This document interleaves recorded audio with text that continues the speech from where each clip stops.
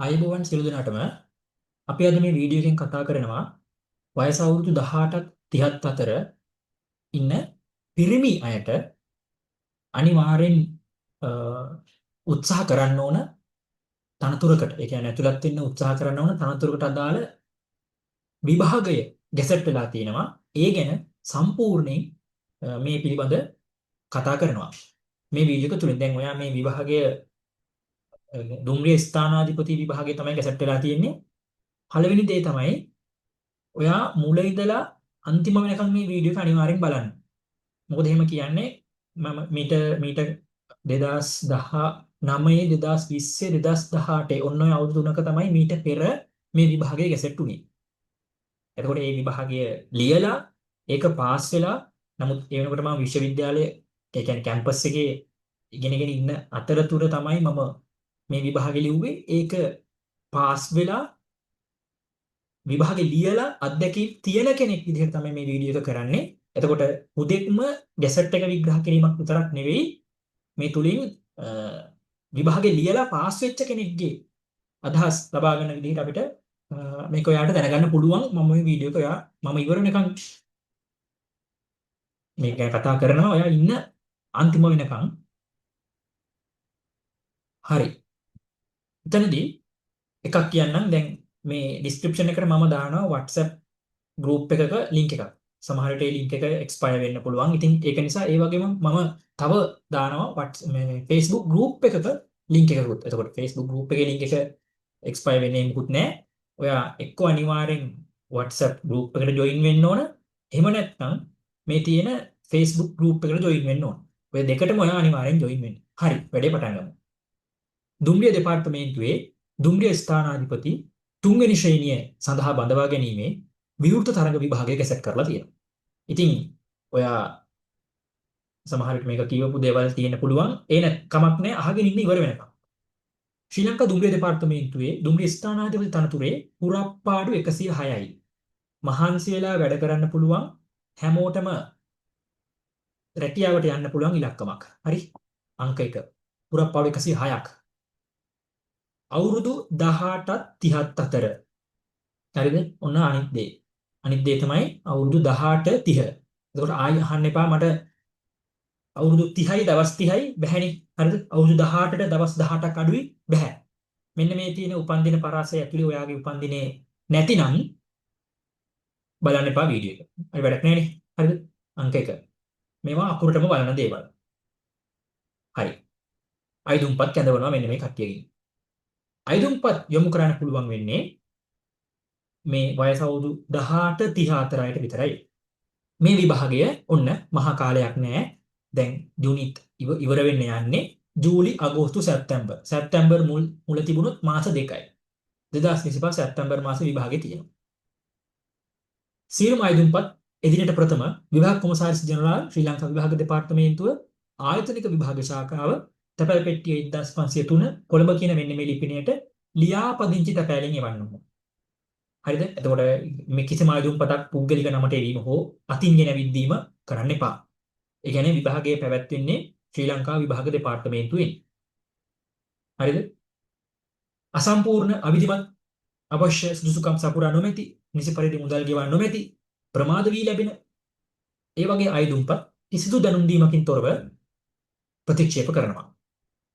ඒ වගේම දැනට ඔයා රජයේ සේවයේ ඉන්න කෙනෙක් නම් තමා ඉන්න රජයේ තමා ඉන්න තනතුරේ ඒ දෙපාර්තමේන්තුවේ අමාත්‍යාංශයේ කොහේ හරි තමාගේ ආයතන ප්‍රධානියා මගින් එවන්න ඕන.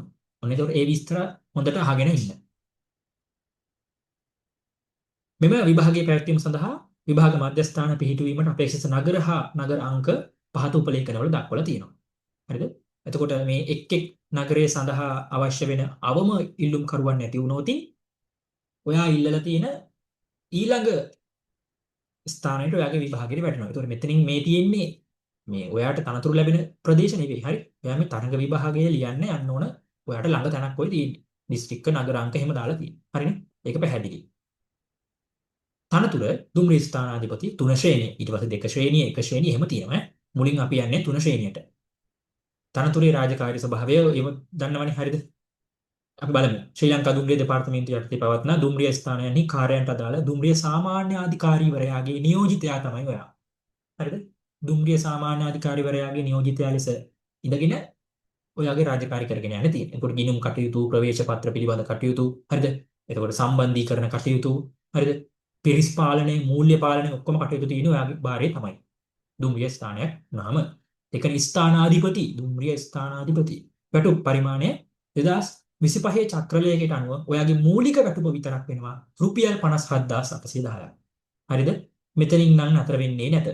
හරිද? ඔයගොල්ලෝ දකිනවනේ ටීවී එක දැක්කත්, හරිද? ටීවී එක බැලුවත්, නිවුස් එක බැලුවත් දුම්රිය ස්ථානාධිපතිවරුන් අනිවාර්යෙන් සාමාන්‍ය රටේ නේද වෘත්තීය සමිති කීපයක් තියෙනවනේ. දුම්රිය ස්ථානාධිපතිවරුන්ගේ සංගමය කිව්වම නේද රටේ පාලනයට බලයට ඡන්ද ලොකු කුට්ටියකට ලොකු බලපෑමක් කරන්න පුළුවන් කට්ටිය. ඉතින් මේගොල්ලෝ මේ රුපියල් 57000කින් නෙවෙයි හරිද? මේගොල්ලන්ට නිවාඩු දින දීමන අතිකාල හරිද? වෙනත් දුම්රිය ඒ අදාළ සියලු දීමන කොහොමත් ලක්ෂය ඉක්මවන වැටුපකට අනිවාර්යෙන් ඔයා යන පළවෙනි වැටුපින්ද ඔයා ගන්නවා. එච්චරයි. හරිද? එතනින් එහා කතන්දර ඕන නෑනේ. අධ්‍යාපන සුදුසුකම්. මෙන්න මේ දේවල් නැති අයත් මෙතනින් එහා වීඩියෝ එක බලන්න එපා. වැඩක් නෑනේ. හරියටම අකුරටම බලනවා. සිංහල හෝ දෙමළ හෝ ඉංග්‍රීසි හා ගණිතය සහ තවත් විෂයන් දෙකකට සී තියෙන්න ඕන. සිංහල දෙමළ හෝ ඉංග්‍රීසි සහ ගණිතය සහ තවත් විෂයන් දෙකකට සම්මාන සාමාර්ථ සහිතව එක්වරකදී විෂයන් 6කින් සමත් වෙන්න. ඔයාලට අනිවාර්යෙන් ගණිතයට 100ක් ඕන, එක්කෝ සිංහල වලට 100ක් ඕන, එක්කෝ දෙමළ වලට 100ක් ඕන, එක්කෝ ඉංග්‍රීසි වලට 100ක් ඕන. ඒ ඔක්කොටම 100 තියෙනවා නම් ගැටලුවක් නැහැ. සිංහල හෝ දෙමළ හෝ ඉංග්‍රීසි කිව්වම 100 එතකොට 101ක් අනිවාර්යයි එතනින්.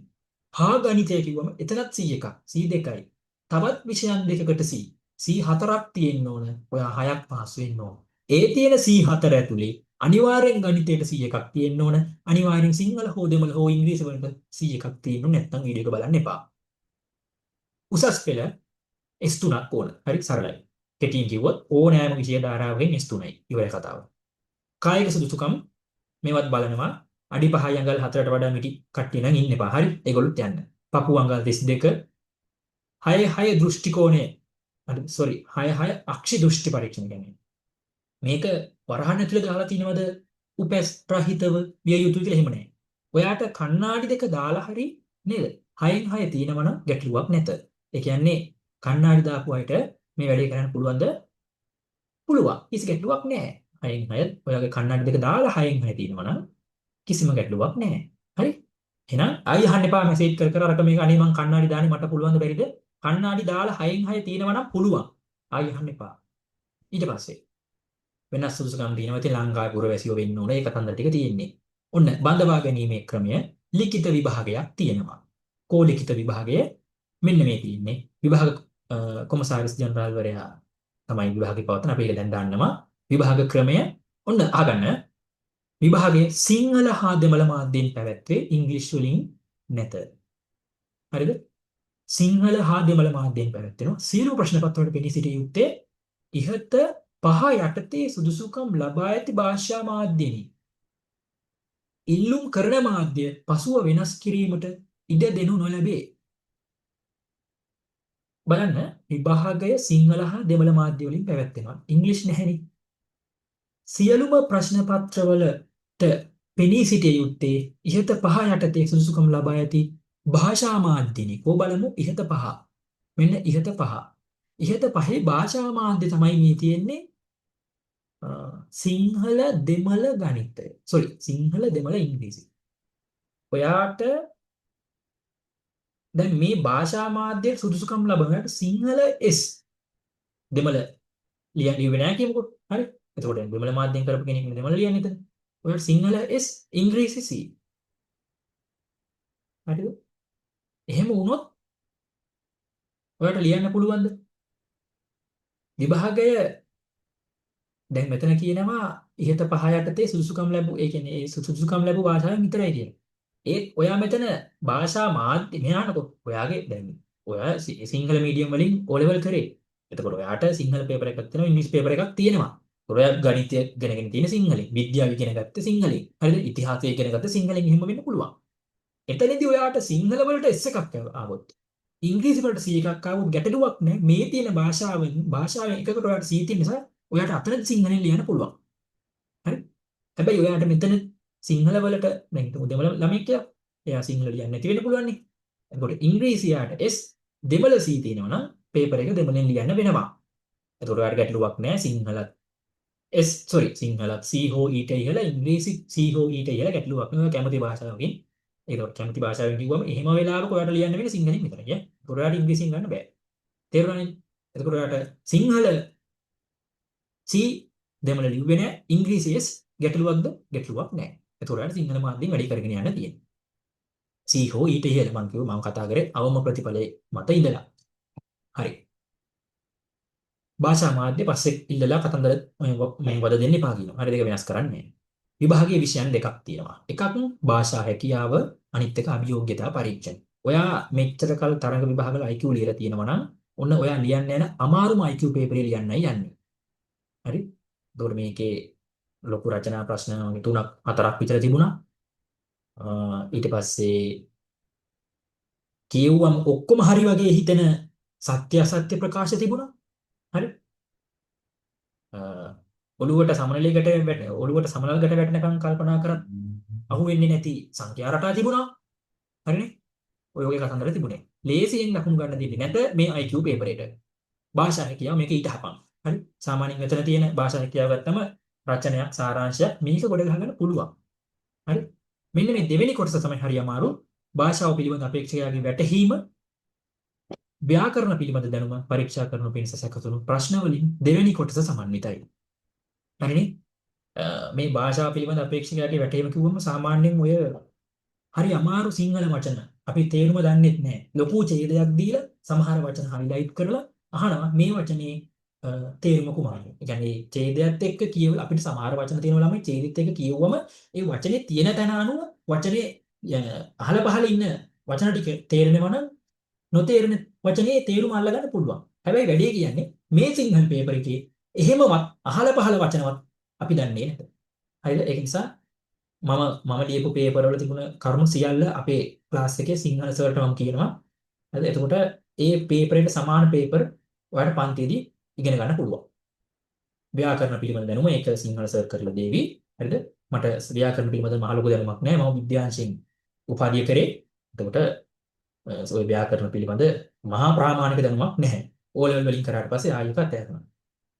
ඊට පස්සේ ඔය වගේ දේවල් වලින් තමයි තියෙන්නේ. ඒ මම ලියපු ඒ කියන්නේ මීට වහාම කලින් ගැසට් වුණ විභාගයේ ලකුණු 200න් 143 තමයි කට් ඔෆ් එක තිබුණේ. 200න් 143 ඒ කියන්නේ 70ට 200න් 135. හරි? 200න් 135. එතකොට 65කට 70කට යන්න වෙනවා. හරි? ඒ කියන්නේ මීටර ටිකක් තමයි ළමයි මේකෙන් පාස් වෙන්නේ. ඒක නිසා තමයි මේක පට්ට අමාරු කියලා කලින්ම මම කිව්වේ. ආයි මම කියන්න මීටර ටිකට විතරයි මේක ගොඩ දාගන්න පුළුවන්. එහෙනම් දැන් මීටරයක් නෙවෙයි මං යනවා යන්න කියලා යන්න එපා. මීටර නෙවෙයි නෑ. ඔයා මීටර කරගන්න එක ඔයාගේ මීටරේ තියෙන වගකීමක්. හරි? මේ කොහොමත් දුම්රිය ස්ථානාධිපතිවරුන් වගේ තැනකට ඉක්මන් තීරණ ගන්න බැරි. ඒ ඉක්මනින් ගන්න තීරණේ නිවැරදි වෙන සම්භාවිතාවය අඩු. හරිද? ලද බොළඳ වැළපෙන අඳෝනා ඔය වගේ කට්ටියට යන්න බෑ. ගියොත් ඉවරයි නේද? දුම්රිය ගත්තම දුම්රියක එක්කෙනෙක් දෙන්නෙක් තුන් දෙනෙක් හතර දෙනෙක් නෙවෙයි යන්නේ. ජීවිත 1000ක් විතර තීරණය වෙන ගමන් මාර්ගයක්. ඉතින් ඒ වගේ තැනකට ලද බොළඳ ගොම් හරිද? ඒ වගේ අයට යන්න බෑ. මම ඉතාලම සතුටුයි IQ පේපරේ එච්චර සංකීර්ණ වෙච්ච එකට ඉතාලම සතුටුයි. මේ පාරත් එහෙම වෙන්න ඕන. ලේසියෙන් පාස් වෙලා ගිහිල්ලා වැඩක් නැත. තේරින් පටි කිව්වොත් ලකුණු 50ක් ගන්න එකකට කතන්දරේ තේරෙනවනේ. හරි. ලකුණු 50ක් ගන්න හිතමුකෝ ඔයාට භාෂා හැකියාවට 100යි IQ වලට 49යි ටෝටල් එක 149යි කට් ඔෆ් එක තිබුණේ 120යි කියලා හිතන්න ඔයා පේල්. හේතුව එකකට ඔයාට තියෙන 49ක් නිසා. අනිවාර්යෙන් 50ට වඩා වැඩි වෙන්නත් ඕන. ඒ කියන්නේ එක භාෂාව එක පේපර් එකකට ඒගොල්ලෝ තීරණය කරන කට් ඔෆ් එකට වඩා වැඩි වෙන්නත් ඕන. ඉතින් කලින් 135ක් උනේ කට් ඔෆ් එක පුරප්පාඩු තිබුණේ 60ක් හෝ 80ක්.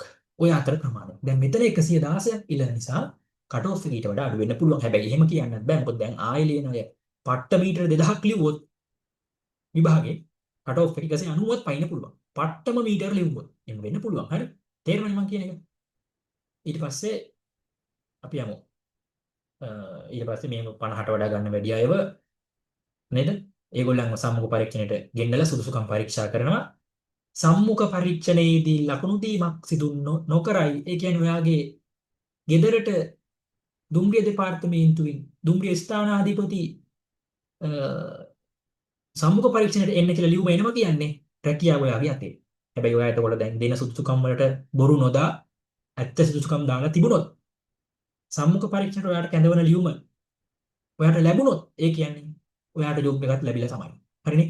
ඒක ඔයා හිතාමතාම සම්මුඛ පරීක්ෂණේ මගේ හැරියොත් ඇරෙන්න ඔයා බොරු දීලා නොතිබුණොත් ඇරෙන්න විභාග සම්බන්ධව ඔයාට රැකියාව අනිවාර්යෙන් ලැබෙනවා. ආයි මේ කාගෙන්වත් පස්සේ යන්න මැති ඇමතිවරුන්ගේ අස්සන් ඒ කතන්දර නැත. ඒව වැඩක්ම නැහැ මේවට. ඕනම නැහැ. හරිනේ? අයදුම්පත් සම්පූර්ණ කරන කතන්දර වෙ තියෙන්නේ ඒවා ඔයාට කියවලා තේරුම් ගන්න. මේ වගේ අවබෝධය මම මේ කතා කරන්නේ විභාගයේ ලියපු කෙනෙක් ඔයාට දෙන මොනවද උපදෙස් විදිහට මිසක් ගැසට් පත්‍රයේ විග්‍රහ කරන සිංහල ගුරුවරයෙක් විදිහට නෙවෙයි. මේ විදිහේ සිංහල භාෂා පේපර් එකකට ඔයා ලියන්න නම් ඊට කලින් ගැසට් එක කියවලා තේරුම් ගන්න පුළුවන් වෙන්න ඕනේ. හරිද? ඒ නිසා මම මේක විග්‍රහ කරන්න යන්නෙත් නෑ. ආයෙ අහන්න එපා මේක ඔන්ලයින්ද යවන්නේ, තැපෑලෙන්ද, හරිද? ගිහිල්ලා බාර දෙනවද? ඔය කුණුහරුප අහන්න එපා. මේක ඉස්සලා කියලා තේරුම් ගන්න. මේක කියවුවම තේරෙන්නේ නැත්තම් හොඳම දේ තමයි විභාග ආයුධම් කරන්න එපා. මීට වඩා පට්ට අමාරු සිංහල පේපර් එකක් ඔයාලට ලැබෙන්නේ. හරිද? විභාග ගාස්තු 1200යි. නැති වුණොත් 1200යි. ආවොත් හොඳයි ඉතින් ඈ. විභාග ෆේල් වුණොත් 1200ක් නැති වෙයි. ආවොත් විශ්‍රාම වෙනකම් පඩි විශ්‍රාම ගියාට පස්සේ ඒත් පඩි මරුණට පස්සේ ඒත් පඩි. හරිනේ? හරි. සැප්තැම්බර් මාසෙ තියෙන්නේ. දැන් මෙතන කතන්දර තියෙන මේවා කියවන්න. හරිද? ආයුධම්පත් අස්සම් කරගෙන මේ කතන්දර යනවා ගෲප් එකට එන්න, WhatsApp ගෲප් එකට එන්න, Facebook ගෲප් එකට ජොයින් වෙන ලින්ක් එක දාලා තියෙන්නේ. ඒවට මම ආයුධම් පත්‍රය දාන්නම්, ගැසට් පත්‍රය දාන්නම්, පාස් පේපර් වලට අදාළ කරුණු දාන්නම්.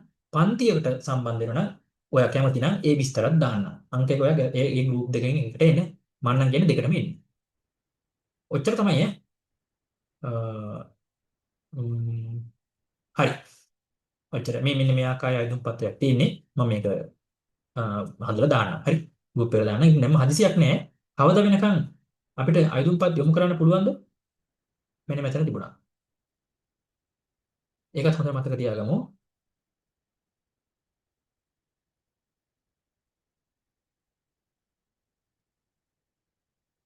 අපිට පුළුවන් ඇප්ලයි කරන්න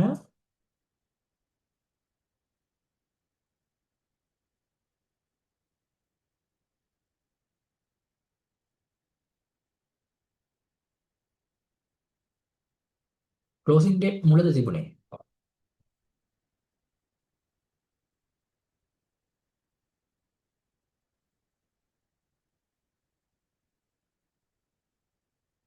මේ තියෙන්නේ 2025 7/14ට අවුරුදු 18ත් 34. ඒ කියන්නේ මෙන්න මේක තමයි ක්ලෝසින් ඩේට් එක. ජූලි 14ට කලින් අයදුම් කරන්න. මොකද්ද කිව්වොත් ජූලි 14. හරිනේ?